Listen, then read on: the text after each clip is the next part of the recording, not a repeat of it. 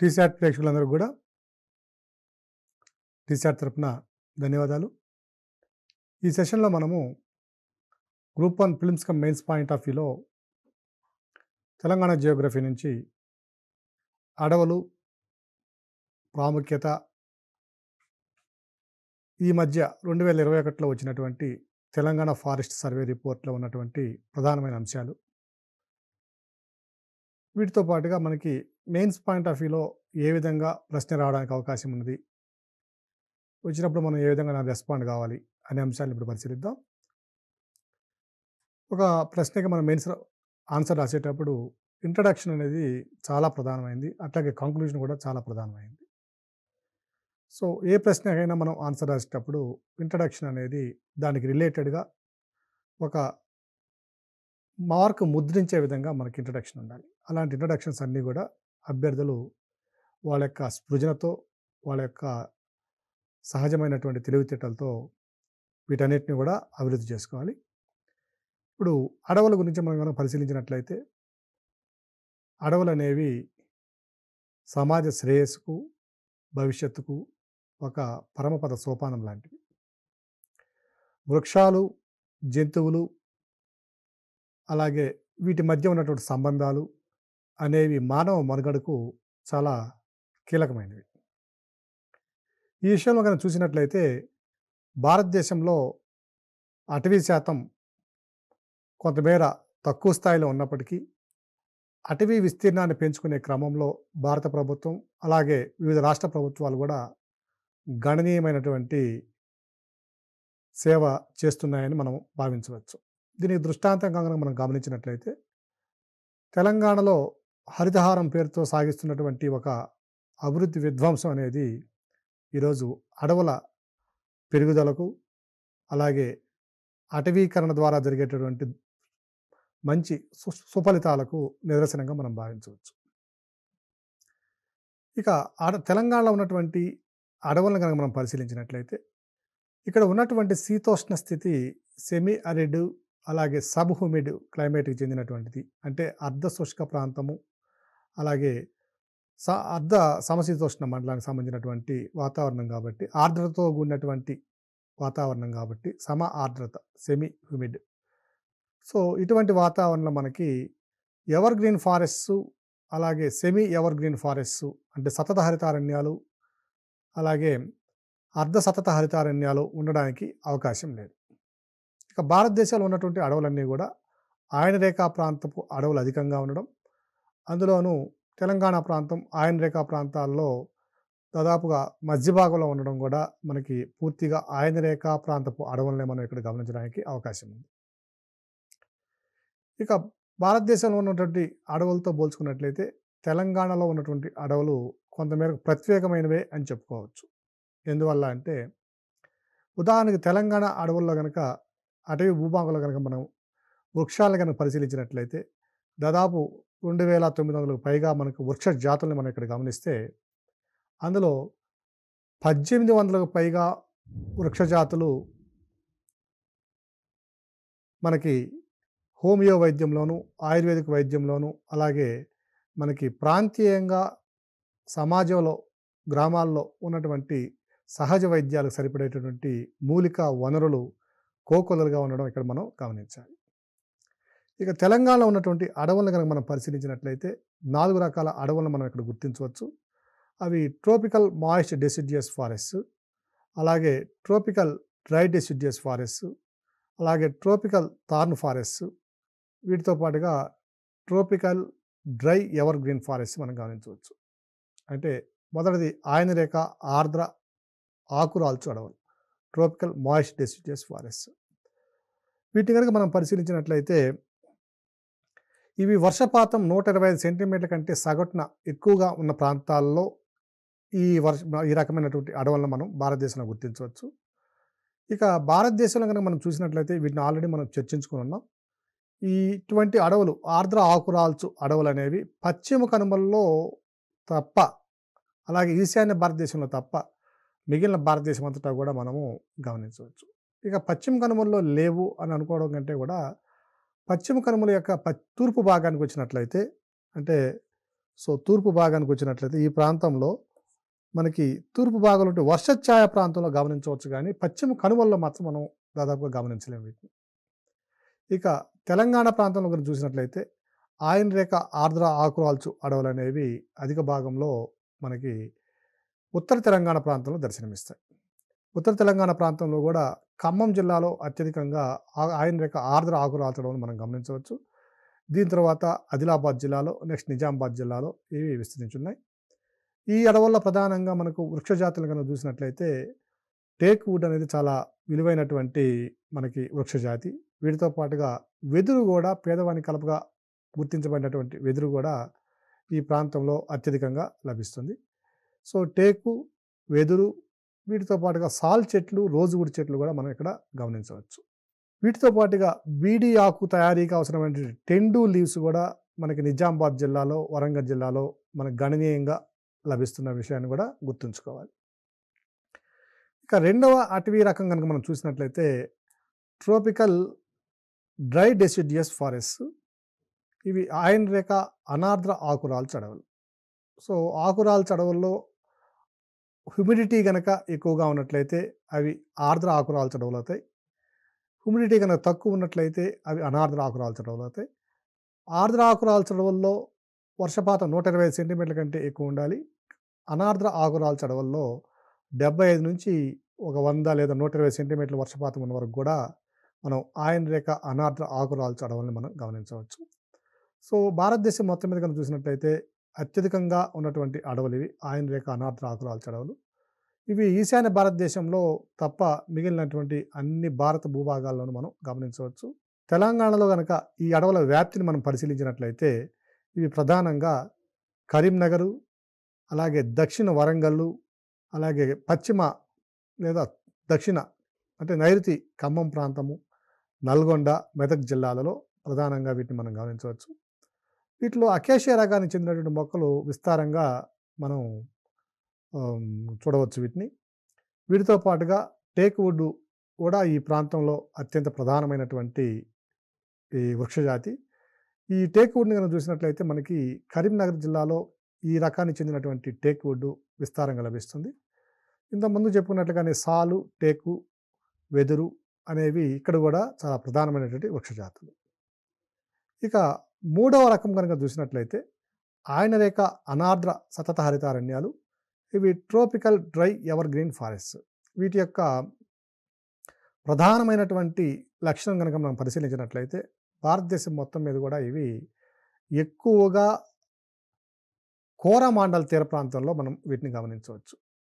So Coromandel తీర ప్రాంతం అంటే మనకి నెల్లూరు జిల్లా బోర్డర్ ఏదైతే ఉన్నదో ఆంధ్రప్రదేశ్లో అక్కడి నుంచి అంటే పులికాట్ సరస్సు నుంచి కన్యాకుమారి దగ్గరకు ఆ ప్రాంతం వరకు ఉన్నటువంటి ప్రాంతం అంతా కూడా కోరమాండల్ తీరము. ఈ కోరమాండల్ తీరంలో వర్షపాతం అనేది మనకి ఈశాన్య ఋతుపవనాల ద్వారా లభిస్తుంది. సో ఆల్మోస్ట్ ఒక 3 to 4 మంత్స్ మాత్రమే, మ్యాక్సిమం 3 మంత్సే, 4 మంత్స్ కూడా ఉండకపోవచ్చు ఇక్కడ వర్షపాతం.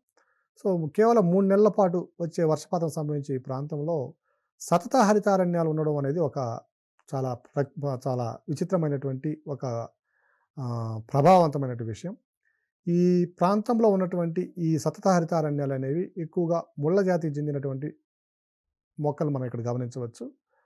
ఎప్పుడూ కూడా ఇవి పచ్చదనంతో ఉండేటువంటి ప్రాంతం ఇది. వర్షపాతం తక్కువైనప్పటికీ అంటే దాదాపుగా మనకి వర్షపాతం ఇక్కడ 100 సెంటీమీటర్ల కంటే తక్కువ ఉన్న ప్రాంతం ఇది. సో ఈ ప్రాంతంలో ఉన్నటువంటి ఈ అడవులను కూడా కొన్ని ప్రాంతాల్లో తెలంగాణలో కూడా మనం ఇక్కడ గమనించవచ్చు. అలాగే శివాలిక్ పర్వత పాదాల వెంబడి హిమాలయాల్లో ఉన్నటువంటి దిగువ పర్వతాలైనటువంటి శివాలిక్ పర్వత పాదాల వెంబడి సముద్ర మట్టానికి ఒక 1000 మీటర్ల ఎత్తులో ఉన్నటువంటి అరణ్య ప్రాంతాలలో కూడా మనము ఈ ట్రోపికల్ డ్రై ఎవర్ గ్రీన్ ఫారెస్ట్ని అబ్జర్వ్ చేయొచ్చు. ఇక తెలంగాణలో ఉన్నటువంటి ఈ ప్రాంతంలో కనుక మనం చూసినట్లయితే ఈ ప్రాంతంలో 70 సెంటీమీటర్ల కంటే వర్షపాతం తక్కువ ఉన్న ప్రాంతాల్లో కూడా కొన్ని సందర్భాలలో కొన్ని ప్రాంతాల్లో మనం ఇటువంటి అడవుల్ని గుర్తించడం జరిగింది. ఇవి తూర్పు కనుమల యొక్క వర్షఛాయ ప్రాంతాలలో ప్రధానంగా మనం వీటిని గమనించవచ్చు. అంటే తూర్పు కనుమల యొక్క పశ్చిమ భాగంలో. వీటితో పాటుగా మనకి మహబూబ్ నగర్ జిల్లాలో అంటే వర్షపాతం తక్కువగా ఉన్నటువంటి నల్గొండ జిల్లాలోని కొన్ని ప్రాంతాల్లో తూర్పు కనుమల్లో వీటిని మనం గమనించడానికి అవకాశం ఉంది. సో ఈ ఆయన రేఖ ఎవర్ గ్రీన్ ఫారెస్ట్ అంటే డ్రై ఎవర్గ్రీన్ ఫారెస్ట్ అంటే అనార్ద్ర సప్తహరితారణ్యాలు అనేవి తెలంగాణ ప్రాంతంలో కూడా ఉండడం ఒక రకమైనటువంటి ప్రత్యేకతగా మనం ఇక్కడ గమనించాలి. ఇక 4వ జాతికి రంగం చూసినట్లయితే ఇవి థార్న్ ఫారెస్ట్, ఇవన్నీ కూడా ట్రోపికల్ థార్న్ ఫారెస్ట్ అంటే వృక్షాల యొక్క ఎత్తు దాదాపుగా ఒక 10, 12 అడుగుల కంటే ఎక్కువగా ఉండడానికి అవకాశం తక్కువగా ఉంటుంది. 3-4 మీటర్ల వరకు ఇవి పెరగడానికి అవకాశం ఉంది. వర్షపాతం గనుక 50 సెంటీమీటర్ల కన్నా తక్కువగా ఉన్నట్లయితే ఇది అరిడ్ రీజియన్ అంటాం. దీన్ని సెమీ అరిడ్ రీజియన్ అంటాం. అర్ధశుష్క ప్రాంతం. సో, ఈ అర్ధశుష్క ప్రాంతంలో ఉన్నటువంటి ఈ ప్రాంతాల్లో ఎక్కువగా ముళ్ళ జాతికి చెందినటువంటి మన మొక్కల్ని ఇక్కడ మనం వృక్షాలు మనం ఇక్కడ గమనించడానికి అవకాశం ఉంది. ఇవి వర్షఛాయ ప్రాంతాల్లో కూడా వీటిని అత్యధికంగా గమనించవచ్చు. అలాగే వీటిని నల్గొండ జిల్లాలోను, అలాగే రంగారెడ్డి జిల్లాలో ఉన్నటువంటి మనకి దక్షిణ ప్రాంతంలో ఇక్కడ, అలాగే వీటిని మహబూబ్‌నగర్ జిల్లాలో కూడా వీటిని మనం గమనించడానికి అవకాశం ఉంది. సో, ఈ 4 రకాలైనటువంటి అడవులు మనము తెలంగాణ ప్రాంతంలో గమనించడానికి అవకాశం ఉంది. ఇక కొన్ని సందర్భాలలో మనకి లిట్టరల్ ఫారెస్ట్ అంటాం దీన్నే. క్షార జలారణ్యాలు లేదా టైడల్ ఫారెస్ట్ అంటాం. వీటిని మ్యాంగ్రోవ్స్ అని కూడా మనం పిలుస్తాము. ఈ అడవులను కూడా మనకి కొన్ని ప్రాంతాలలో అంటే నీటి నిలువ అధికంగా ఉన్నటువంటి ప్రాంతాలలో గోదావరి తీరం వెంబడి కిన్నెరసాని ప్రాంతంలోను, అలాగే నిజాం సాగర్ కొన్ని ప్రాంతాల్లోనూ అంటే రిజర్వాయర్స్ ఎక్కడున్నాయో అటువంటి ప్రాంతాల్లో చాలా తక్కువ మొత్తంలో ఈ లిట్టరల్ ఫారెస్ట్ కూడా మనం గుర్తించడం జరిగింది. సో, ఇవన్నీ కూడా ఈ 4 రకాల ప్రధానంగా ఉన్నటువంటి అడవులు కాబట్టి వీటిని మనం డిస్కస్ చేస్తున్నాం. అలాగే ఈ అడవుల్లో ఉన్నటువంటి జీవ వైవిధ్యాన్ని కనుక మనం పరిశీలించినట్లయితే 2021 లెక్కల ప్రకారము అంటే సర్వే రిపోర్ట్ ప్రకారము మనకి తెలంగాణలో ఉన్నటువంటి జీవ వైవిధ్యం అంతా కూడా ఈ అడవుల్లోనే మనం గమనించడానికి అవకాశం ఉంది. అందులో మొత్తం మీద వృక్ష జాతులు కనుక చూసినట్లయితే 2939 వృక్ష జాతులను గుర్తించారు. వీటిలో దాదాపుగా 1800లకు పైగా మనకి ఆయుర్వేదిక్ మెడిసిన్స్‌లో ఉపయోగపడేటువంటి వృక్ష జాతులు. ఇంతటి అధిక ఆరోగ్య విలువలు కలిగినటువంటి, అలాగే వైద్యానికి ఉపయోగపడేటటువంటి మొక్కలు భారతదేశంలో మరే రాష్ట్రంలోనూ ఇంత పరిధిలో లేకపోవడం కూడా తెలంగాణ గర్వకారణంగా మనం భావించాలి. అలాగే పక్షి జాతులను కనుక మనం పరిశీలించినట్లయితే 365 పక్షి జాతులుంటే, అలాగే క్షీరద జాతులు పాలిచ్చి పెంచేటటువంటి మమ్మల్స్ ఏవైతే ఉన్నాయో ఈ 103, రెప్టైల్స్ సరీసృపాలు 28 ఉన్నాయి. అలాగే యాంఫిబియన్స్ ఉభయచర జీవులు వచ్చి 21 రకాల ఉభయచర జీవులు ఉన్నాయి. ఓకే. అలాగే 2017 నాటికి కనుక చూసుకున్నట్లయితే తెలంగాణలో మొత్తం నుండి జీవ వైవిధ్యంలో దాదాపుగా 151 జాతులు ఎండేంజర్డ్ స్పీసెస్‌గా అవుతున్నట్లుగా గుర్తించడం జరిగింది. అంటే అంతరించిపోవడానికి అవకాశం ఉన్నట్లుగా తెలిసింది. ఈ అంశాలని ఉస్మానియా యూనివర్సిటీకి చెందినటువంటి రీసెర్చ్ స్కాలర్స్ చేసినటువంటి పరిశోధనలో ఈ అంశాలు బయటపడడం మనం గుర్తించాలి. ఈ అంతరించిపోతున్నటువంటి జీవులను గనుక మనం పరిశీలించినట్లయితే వాటిలో సివెట్ ఒకటి ప్రధానమైన అంశము. ఇండియన్ సివెట్ ఇది. అలాగే రేటెల్ ఒక జంతువు ఉంది, రేటెల్. ఇవన్నీ కూడా ఈ రేటెల్ అనేది ఒక నల్ల చర్మంతో ఉన్నటువంటి ఒక పిల్లి లాంటి జంతువు. కానీ పిల్లి ఫ్యామిలీకి చెందినటువంటి జంతువు కాదు ఇది. అలాగే రూడీ మంగోస్ అంటే ముంగిసుల్లో ఒక రకమైనటువంటి రూడీ ముంగీస్ అనేది ఇది కూడా అంతరించిపోవడానికి అవకాశం ఉన్నట్లుగా నివేదికలు తెలియజేస్తున్నాయి. వీటితో పాటుగా గోల్డెన్ జక్కా, ఇది చాలా ప్రధానమైనటువంటి జంతువు. సో, ఇది ఒక లిజర్డ్, బంగారు రంగులో ఉన్నటువంటి ఒక లిజర్డ్ ఇది గోల్డెన్ జక్కా అనేది.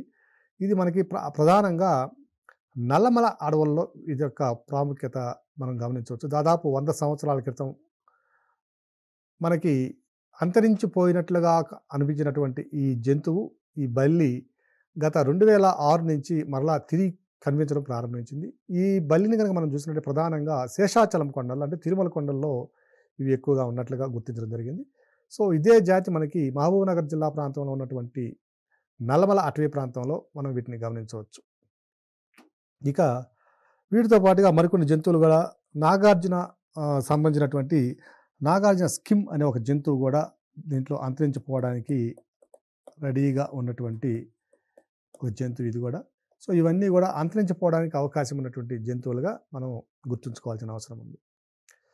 వీటితో పాటుగా మనకి వృక్ష జాతుల్లో ఒక 56 రకాలకు చెందినటువంటి వృక్ష జాతులు, అలాగే చేపల్లో ఒక 11 రకాల చేపలు, 22 రకాల క్షీరదాలు, మమ్మల్స్, అలాగే మొత్తం ఉన్నటువంటి పక్షి జాతుల్లో 23 రకాల పక్షి జాతులు, ఉభయచర జీవుల్లో ఉన్నటువంటి వాటిలో 2 ఉభయచర జీవులు కూడా అంతరించిపోవడానికి అవకాశం ఉన్నట్లుగా మనకి ఈ నివేదికలో తెలియజేయడం జరిగింది. సో, ఈ అడవుల యొక్క ప్రాముఖ్యతను గనుక మనం ఒకసారి గనుక పరిశీలించినట్లయితే, తెలంగాణలో ఉన్నటువంటి అడవుల ప్రాముఖ్యతను గనుక మనం గమనిస్తే, తెలంగాణలో ఉన్న అడవులు చాలా ప్రాధాన్యమైనటువంటి ఆర్థిక పరంగా చాలా ప్రాధాన్యమైనటువంటి అడవులివి. ఉదాహరణకు నల్లమల అడవులు గనుక మనం పరిశీలించినట్లయితే, ఈ నల్లమల అడవులు 5 జిల్లాల్లో విస్తరించున్నాయి. ఆంధ్రప్రదేశ్ మరియు తెలంగాణ రాష్ట్రాల్లో కలిపి.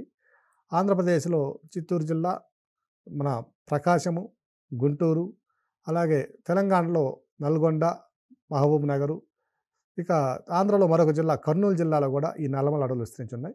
చిత్తూరు జిల్లాలో అంటే చిత్తూరు జిల్లాలో ఎంటర్ అయ్యేటప్పుడు ఈ నల్లమల అడవులు దాని యొక్క ఉనికి ఆగిపోతుంది. అంటే దాని పేరు ఆగిపోతుంది. సో, ఈ తిరుమల తిరుపతి దేవస్థానం కాకుండా, అంటే ఆ ప్రాంతంలో ఉన్న కాకుండా, చిత్తూరు జిల్లాకి మరొక జిల్లాకి మధ్యలో ఉన్నటువంటి కొంత ట్రాన్సిషన్ జోన్‌లో కూడా ఈ అడవులను మనం గుర్తించవచ్చు. సో, తెలంగాణలోను, ఆంధ్రప్రదేశ్‌లో ఉన్నటువంటి ఈ నల్లమల అడవుల్లో ఉన్నటువంటి ప్రధానమైనటువంటి ఆర్థిక వనరు, అలాగే ప్రపంచంలోనూ మరెక్కడా లేని విధంగా ఇక్కడ ఉన్నటువంటి ఒక వృక్ష జాతిని గనుక మనం చూసినట్లయితే, ఎర్రచందనం అనేది చాలా ప్రధానమైన వృక్ష జాతి ఇక్కడ. సో, ఎర్రచందనం యొక్క విలువను గనుక మనం చూసినట్లయితే, బహిరంగ మార్కెట్‌లో ఇది ప్రభుత్వ లెక్కల ప్రకారం రూ. 2,00,00,000 టన్నుకుంటే, మనకి బ్లాక్ మార్కెట్‌లో దీన్ని 5-6 కోట్ల వరకు కొనుగోలు చేసేటటువంటి అంత విలువ కలిగినటువంటి జీవజాతి అటు ఆంధ్రప్రదేశ్‌లోను, ఇటు తెలంగాణలో మనం గమనించవచ్చు. ఈ ఎర్రచందనం నుంచి తీసేటటువంటి ఆయిల్‌ని గనుక మనం పరిశీలించినట్లయితే, అనేక రకాల క్యాన్సర్ నివారణకి, వీటితో పాటుగా కొన్ని మ్యూజికల్ ఇన్‌స్ట్రుమెంట్సు, అలాగే కొన్ని ఆహ్, బొమ్మల తయారీకి, విలువైనటువంటి బొమ్మల తయారీకి కూడా ఉపయోగించడానికి అవకాశం ఉంది. కానీ వీటి యొక్క వినియోగం నిషేధించబడి ఉంది. ఎర్రచందనం తర్వాత మరొక ప్రధానమైన అంశం గనుక మనం చూసినట్లయితే, ఈ నల్లమల అడవుల్లో ఈ మధ్య కాలంలో విపరీతమైనటువంటి, అంటే చాలా అధిక మొత్తంలో ఈ యురేనియం నిల్వలను కూడా కనుగొనడం జరిగింది.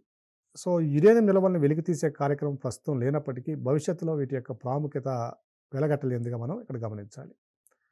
అలాగే ఈ అటవీ ఉత్పత్తులపై ఆధారపడినటువంటి జ మన జనాభాను గనక పరిశీలించినట్లయితే, ఈ ట్రైబల్ పీపుల్, మన తెలంగాణలో ఉన్నటువంటి గిరిజన ప్రాంత ప్రజలు ఈ అటవీ ఉత్పత్తుల సేకరణ ద్వారాను, అలాగే ఈ అటవీ ప్రాంతంలో వ్యవసాయము, తదితర వృత్తులు చేసుకోవడం ద్వారా అనేక లక్షల మంది ఈ ప్రాంతంలో మనకి జీవనోపాధిని పొందుతున్నారు. అదేవిధంగా తెలంగాణలో ఉన్నటువంటి అటవీ వైశాల్యం గనుక మనం పరిశీలించినట్లయితే, ఇది మొత్తం అటవీ భౌగోళిక వైశాల్యంలో 24% వరకు వైశాల్యాన్ని కలిగి ఉంది. సో, దీనిని మరింతగా పెంచుకోగలిగినట్లయితే, ఈ అటవీ అభివృద్ధి కార్యక్రమాల ద్వారా మరింత మందికి కూడా ఉపాధి అవకాశాలు పెంపొందడానికి కూడా అవకాశం ఉంది. ఇక మనకి హైదరాబాద్‌లో ఉన్నటువంటి మరొక ప్రధానమైన అంశం ఏమిటంటే, బయోలాజికల్ డైవర్సిటీ పార్క్ కూడా ఇక్కడ మనకి హైదరాబాద్‌లో రాష్ట్ర విభజన అనంతరం ఏర్పాటు చేయడం జరిగింది. దీనికంటే మనకు ఫిలిమ్స్ పాయింట్ ఆఫ్ వ్యూలో ఒక ప్రశ్నను కూడా మనం ఇక్కడ గమనించినట్లయితే, 2012లో హైదరాబాద్‌లోని గచ్చిబౌలిలో ఉన్నటువంటి కాంప్లెక్స్‌లో ఒక అక్టోబర్ నెలలో 1-19 వరకు international convention on biological diversity సదస్సు నిర్వహించారు. సో, అంతర్జాతీయ జీవ వైవిధ్య సదస్సును హైదరాబాద్‌లో ఏ సంవత్సరంలో నిర్వహించారు అంటే, 2012వ సంవత్సరంలో ఈ సదస్సును నిర్వహించడం జరిగింది. ఈ సదస్సు అనంతరం మనకి రాష్ట్ర విభజన తర్వాత జరిగిన సదస్సు. అలాగే దీని తరువాత మనకి ఈ జీవ వైవిధ్య సంరక్షణ చట్టం ఏదైతే ఉందో 2002 చట్టము, ఈ 2002 సంవత్సరం జీవ వైవిధ్య సంరక్షణ చట్టం ప్రకారం సెక్షన్ 22 సబ్ క్లాస్ 1 ప్రకారము హైదరాబాద్‌లో 2014లో తెలంగాణ స్టేట్ బయోడైవర్సిటీ బోర్డ్‌ను ఏర్పాటు చేయడం జరిగింది. ఇక మరొక ప్రధానమైన అంశం ఏమిటంటే, 2021 అటవీ నివేదిక, ఇండియన్ ఫారెస్ట్ సర్వే రిపోర్ట్ ప్రకారము తెలంగాణ భౌగోళిక వైశాల్యంలో, అటవీ భౌగోళిక వైశాల్యంలో వచ్చినటువంటి మార్పులు ఏ విధంగా ఉన్నాయని చూసినట్లయితే, మనకి 2019లో వచ్చినటువంటి సర్వే కంటే కూడా 2021లో వచ్చినటువంటి సర్వేలే, అంటే కేవలం 2 సంవత్సరాల కాల పరిధిలో తెలంగాణలో అటవీ వైశాల్యం 3.07% పెరగడం చాలా గొప్ప పరిణామం ఇది. సో, అలాగే మొత్తం మీద చూసుకున్నట్లయితే, దేశం మొత్తం మీద చూసుకున్నట్లయితే అటవీ వైశాల్యం యొక్క పెరుగుదలలో ఆ రాష్ట్రాల భౌగోళిక వైశాల్యంతో పోల్చినప్పుడు, ఆయా రాష్ట్రాల భౌగోళిక వైశాల్యం లేదా అటవీ వైశాల్యంతో పోల్చినప్పుడు తెలంగాణలో అత్యధికంగా 3.07% వృద్ధి రేటు నమోదు చేసుకుంటే, దీని తర్వాత రెండో స్థానంలో ఆంధ్రప్రదేశ్ 2.22%తో రెండో స్థానంలో ఉంటే, ఒడిశా 1.04%తో అటవీ వైశాల్య అంటే శాతం ఆయా రాష్ట్రాల భౌగోళిక వైశాల్యంతో పోల్చుకున్నప్పుడు ఒడిశా 1.04% పెరుగుదలతో మూడో స్థానంలో నిలవడం మనం గుర్తుంచుకోవాల్సిన అంశం. దీని తర్వాత మరొక ప్రధానమైన అంశం మనకి ప్రిలిమ్స్‌లో తికమక పెట్టేట విధంగా వచ్చేటువంటి ప్రశ్న ఇది. ఆయా రాష్ట్రాల భౌగోళిక వైశాల్యంతో పోల్చినప్పుడు తెలంగాణ గనుక చూసినట్లయితే మొదటి స్థానంలో ఉంది. 3.07%తో. ఆ వైశాల్యం శాతం గాకుండా మొత్తం భౌగోళికంగా ఏ రాష్ట్రంలో అత్యధికంగా అటవీ భూమి పెరుగుదల ఉన్నది అన్నప్పుడు ఇది తప్పనిసరిగా రావడానికి అవకాశం ఉన్నటువంటి ప్రశ్న. అభ్యర్థులను తికమక పెట్టడానికి అవకాశం ఉన్న ప్రశ్న. సో, ఆయా రాష్ట్రాల భౌగోళిక వైశాల్యంతో పోల్చినప్పుడు తెలంగాణ మొదటి స్థానంలో ఉంటే, మొత్తం వైశాల్యం రాష్ట్రాల భౌగోళిక వైశాల్యంతో సంబంధం లేకుండా మొత్తం వైశాల్యం ఏ రాష్ట్రంలో అధికంగా వైశాల్యంలో అటవీ అభివృద్ధి చోటు చేసుకుంది అన్నప్పుడు అది ఆంధ్రప్రదేశ్ అనే అంశాన్ని తప్పనిసరిగా గుర్తుపెట్టుకోవాలి అంశం ఇది. ఆంధ్రప్రదేశ్‌లో కనుక చూసినట్లయితే అటవీ వైశాల్యంలో పెరుగుదల 647 చదరపు కిలోమీటర్ల పెరుగుదల ఉంటే 647 చదరపు కిలోమీటర్ల పెరుగుదల ఉంటే తెలంగాణలో 632 చదరపు కిలోమీటర్ల పెరుగుదలతో వైశాల్య పరంగా రెండో స్థానంలో ఉంది. అభ్యర్థులు మరొకసారి ఈ విషయాన్ని గుర్తుంచుకోవాలి. ఇక మరొక ప్రధానమైనటువంటి మనం గణనీయంగా అభివృద్ధి సాధించినటువంటి అంశాన్ని కనుక మనం పరిశీలించినట్లయితే హైదరాబాద్ మహానగరాన్ని కనుక తీసుకున్నట్లయితే గత 10 సంవత్సరాల యొక్క భౌగోళిక వృక్ష సంపదగా మనం కనుక పరిగణలో తీసుకున్నట్లయితే మహానగరాల్లో దేశంలో ఉన్నటువంటి మహానగరాలలో అత్యధికంగా అటవీ వైశాల్యంలో పెరుగుదల చోటు చేసుకున్నటువంటి లేదా వృక్ష వైశాల్యంలో లేదా ట్రీ కవరు కెనపి కవర్లో మనకి పెరుగుదల అత్యధికంగా చోటు చేసుకున్నటువంటి నగరం ఏది అంటే అది హైదరాబాద్ నగరం. 2011లో వృక్ష సాంద్రత కనుక చూసినట్లయితే మనకి అంటే వృక్షాల యొక్క వైశాల్యం కనుక మనం చూసినట్లయితే ఈ ట్రీ కవర్ని పరిశీలించినట్లయితే 33 చదరపు కిలోమీటర్లుగా ఉన్నటువంటి ఈ వృక్ష శాతం లేదా వృక్ష సాంద్రత ట్రీ కవర్ అనేది 2022 నాటికి లేదా 2021 నాటికి 81 చదరపు కిలోమీటర్లు పెరిగి దాదాపుగా 150% వరకు పెరుగుదలను చోటు చేసుకుంది. అంటే 147%. ఇప్పుడు ఆ శాతం ఇంకా కూడా పెరిగి ఉండొచ్చు. ఎందువల్లంటే ఈ హరితహారం ప్రోగ్రాము కంటిన్యూస్‌గా చేస్తున్నాం కాబట్టి దాదాపుగా 150% వరకు కూడా పెరుగుదల చోటు చేసుకున్నటువంటి మహానగరంగా గుర్తించాలి. సో, ఏ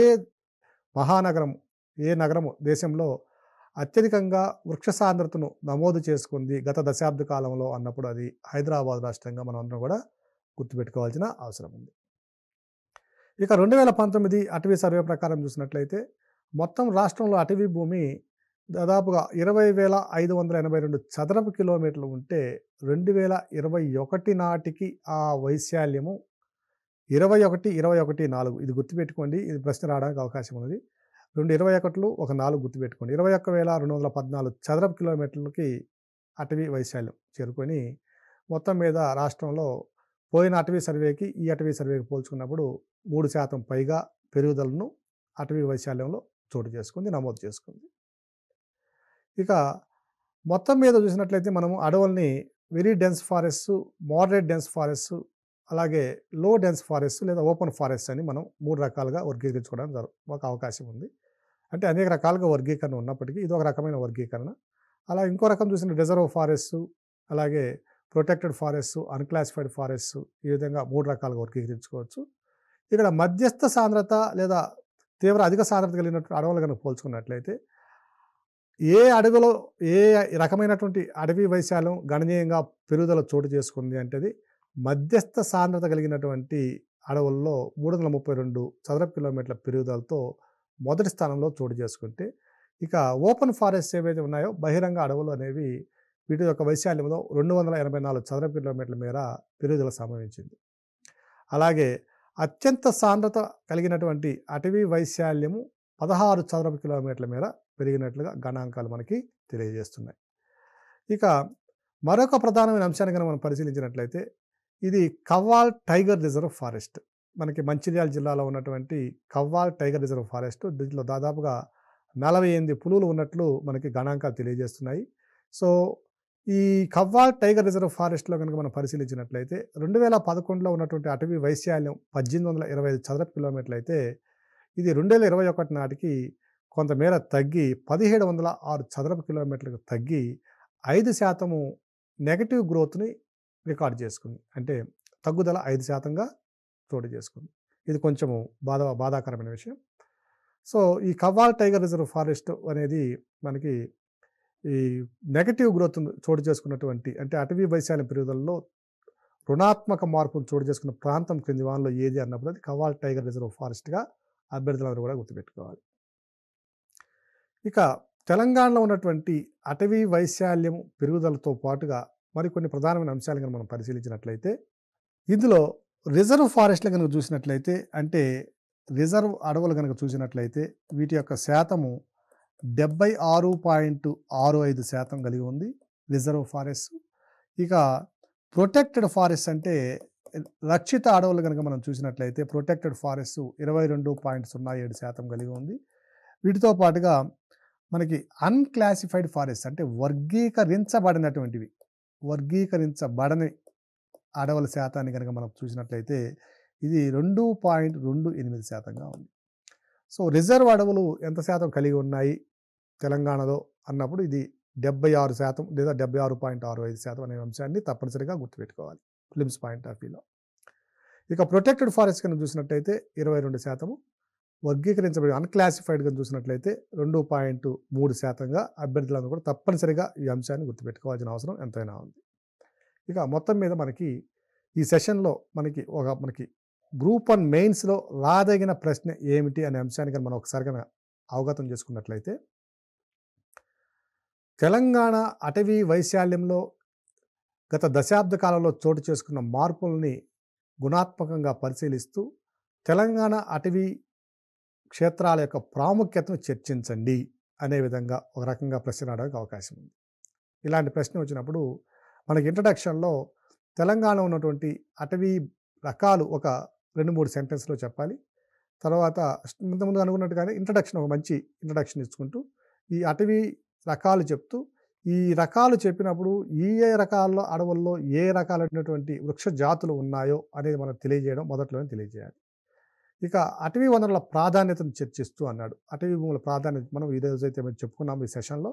వాటి యొక్క ఇంపార్టెన్స్ ఏ రకమైనటువంటి అడవులో ఎటువంటి వృక్షాలు ఎటువంటి జీవ వైవిధ్యము ఇవన్నీ ఉన్నాయో వాటిని తెలియజేస్తూ అలాగే మనకి అటవీ వనరుల ద్వారా పొందుతున్న ఉపాధి కానివ్వండి అలాగే వాటి ద్వారా వస్తున్నటువంటి ఉపయోగాలు కానివ్వండి వీటిని తెలియజేస్తూ ప్రధానంగా జాతీయ అటవీ సర్వే రిపోర్ట్ 2021లో వచ్చినటువంటి గుణాత్మకమైన మార్పులు క్వాలిటేటివ్ చేంజెస్ ఏవైతే ఉన్నాయో వాటన్నిటిని కూడా మనము ఇప్పుడు చెప్పినటువంటి పాయింట్స్ ఏవైతే ఉన్నాయో అంటే ఈ అటవీ వైశాల్యంలో పెరుగుదల ఎక్కడెక్కడ చోటు చేసుకుంది, డెన్స్ ఫారెస్టా, మీడియం ఫారెస్టా, అంటే మోడరేట్ డెన్స్ ఫారెస్టా, ఓపెన్ ఫారెస్టా, అలాగే వీటి యొక్క వైశాల్యం పెరగడంలో గల ప్రధాన కారణం ఏమిటి అంటే దీంట్లో ఇక్కడ హరితహారం అనే అంశాన్ని కూడా మనం ఇక్కడ కొంచెం చొప్పించి వాటి ఫలితంగా మనం గత సెషన్లో మనం చర్చించుకున్నాం ఎన్ని కోట్ల మొక్కలు నాటాలనేది.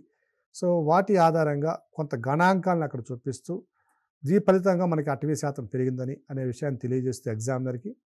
అలాగే ఈ కవ్వాల్ టైగర్ రిజర్వ్ ఫారెస్టు దీనికి సంబంధించినటువంటి తగ్గుదల అనే అంశాన్ని అలాగే దేశంలో ఉన్నటువంటి అటవీ యొక్క భూముల్లో తెలంగాణలో ఉన్న అటవీ భూముల శాతం 24% అనే అంశాన్ని ఇవన్నీ కూడా మనం చోటు చేసుకుంటూ ఇవన్నిటిని కూడా ఒక సమ్అప్ చేస్తూ ఆన్సర్ రాయాలి. ఒక ముగింపుకు వచ్చేటప్పటికి ఖచ్చితంగా భారతదేశంలో తెలంగాణ ప్రాంతం రాబోయే కాలంలో భౌగోళిక వైశాల్యంతో పోల్చినప్పుడు ఈ ఈశాన్య భారత రాష్ట్రాలు హిమాలయ రాష్ట్రాలు కాకుండా మిగిలిన పెనిన్సులార్ ప్లేటు ద్వీపకల్ప భారతదేశంలో ఉన్న రాష్ట్రాలతో పోలిస్తే తెలంగాణ భవిష్యత్తులో అత్యధిక అటవీ సాంద్రత అటవీ వైశాల్యము అలాగే అటవీ శాతము కలిగినటువంటి రాష్ట్రంగా చోటు చేసుకుంటుంది లేదా రూపుదిద్దుకుంటుంది అనడంలో ఎటువంటి సందేహం లేదు అనే అంశాన్ని మనం ఇక్కడ జోడించాలి. సో అభ్యర్థులందరూ కూడా ఇటువంటి ప్రశ్న వచ్చినప్పుడు ప్రశ్నకు అనుగుణంగా మీ ఆన్సర్ని తయారు చేసుకుని మనసులో వీలైనంత